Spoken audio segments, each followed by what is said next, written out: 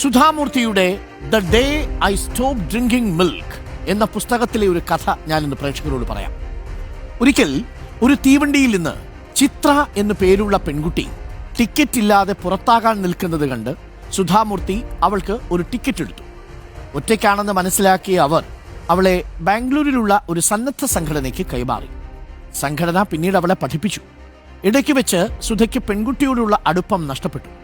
വർഷങ്ങൾക്കു ശേഷം അമേരിക്കയിൽ ഒരു പ്രഭാഷണത്തിനെത്തിയ സുധ ഹോട്ടൽ ബിൽ അടയ്ക്കാൻ റിസപ്ഷനിലെത്തിയപ്പോൾ ഹോട്ടൽ ജീവനക്കാർ മറ്റൊരു ദമ്പതികളെ ചൂണ്ടിക്കാട്ടി അവർ അതടച്ചു എന്നറിയിച്ചു. സുധ അവർക്കരികിലേക്ക് ചെന്ന് എന്തിനാണ് ബില്ലടച്ചത് എന്ന് ചോദിച്ചു. പകരം ആ സ്ത്രീ പറഞ്ഞത് ഇങ്ങനെയായിരുന്നു: മാഡം, ഇത് മുംബൈയിൽ നിന്ന് ബാംഗ്ലൂരിലേക്കുള്ള ട്രെയിൻ ടിക്കറ്റിന് മുന്നിൽ ഒന്നുമല്ല. നോക്കൂ, സുധ അന്നെടുത്ത് നൽകിയ ടിക്കറ്റ് ഒരു പെൺകുട്ടിയുടെ ജീവിതം തന്നെ മാറ്റിമറിച്ചു.